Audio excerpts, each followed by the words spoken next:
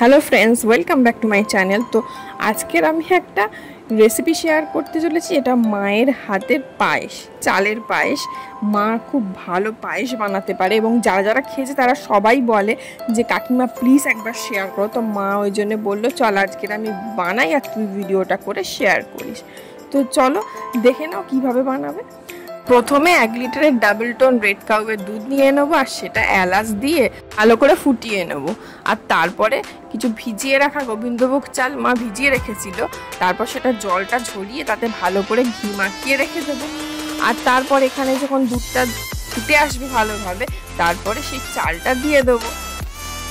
চালটা যতক্ষণ সিদ্ধ হচ্ছে একটা বাটিতে ঈষদুষ্ণ গরম জল নিয়ে তাতে আমুল স্প্রে দুধ ভালো করে গুলে নেবো, গুলে রেখে দেবো।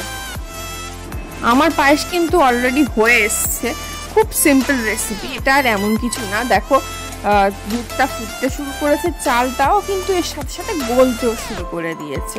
তো আমি এখানে দেখে নিচ্ছিলাম চালটা গলেছে কি না, এইভাবে দেখে নিলাম। চালটা একটু বাকি ছিল তখনও, কিন্তু দুধটা কিন্তু ফুটে ফুটে কমে আসবে তবেই কিন্তু পায়েসের টেস্টটা আসবে, তা নাহলে কিন্তু আসবে না, তা নাহলে দুধ ভাত হয়ে যাবে। আমরা বাড়িতে পোলাও বলো পায়েস বলো এই গোবিন্দভোগ চালেরই করি, আর এই গোবিন্দভোগ চালটা কিন্তু খুব ভালো কোয়ালিটির। তোমরা যারা জানো তারা জানো, যারা জানো না বলছি, এই চালটা তোমরা যে কোনো গ্রসারিতে অথবা চালপট্টিতে পেয়ে যেতেই পারো। আর তারপরে যখন পায়েসটা ফুটে আসবে তখন আমি বাতাসা দিয়ে দেবো। তারপরে হচ্ছে ঘিতে রোস্ট করা কাজু কিশমিশ এতে দিয়ে দেবো। তোমরা ঘিতে রোস্ট করেও দিতে পারো অথবা ভিজিয়ে রাখা কাজু কিশমিশও দিতে পারো। আর তোমরা জানো বাতাসা পায়েসে দিলে পায়েসটা একটু লালচে হয় এবং টেস্টটাও আসে, জন্য বাতাসাটা দিয়ে দেবো। আর দেখো আমার পায়েস কিন্তু একদম রেডি হয়ে গেছে। তো তাই জন্যে আমি সেই গরম জলে গোলা কিন্তু আমুল স্প্রে দুধটা দিয়ে আবারও ভালো করে ফুটিয়ে নেবো। তারপর একটু চিনি দিয়ে দেবো, একটু মিষ্টিটা আমরা বেশি খাই সেজন্য একটু চিনি দিয়ে নেবো। তোমরা চাইলে চিনিটা অ্যাভয়েড করতে পারো, অবশ্যই চিনিটা অ্যাভয়েড করাই উচিত, চিনি খাওয়া ভালো না, কিন্তু মাঝে মাঝে একটু হয়ে যায় আর কি, সময় সব কিছু মেনটেন করা যায় না। আর তাছাড়া আমরা হচ্ছে ডিনারের পরে একটু মিষ্টি খেতে পছন্দ করি। তা মা ওই জন্যে বললো যে আজকে পায়েস করবো, তুই বরং ভিডিওটা শেয়ার কর। যারা যারা মার কাছ থেকে রেসিপি জানতে চেয়েছিলো তারা অবশ্যই দেখে নিও।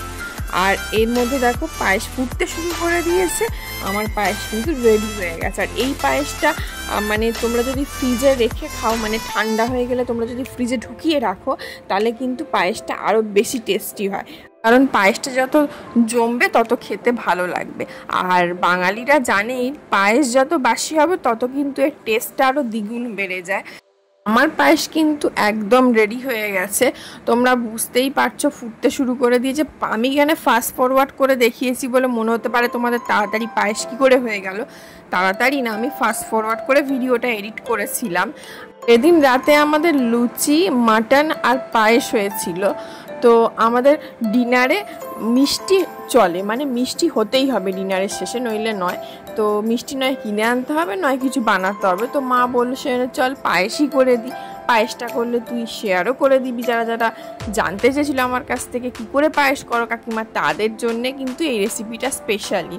তোমরা প্লিজ জানিও, একবার বাড়িতে অবশ্যই ট্রাই করো, আশা করছি খুব ভালো লাগবে, কারণ মার হাতের পায়েস একদম বেস্ট হয়। And if you like my video, please do like, comment, share, subscribe to my channel and hit the bell icon to get more notification and update also. Thank you.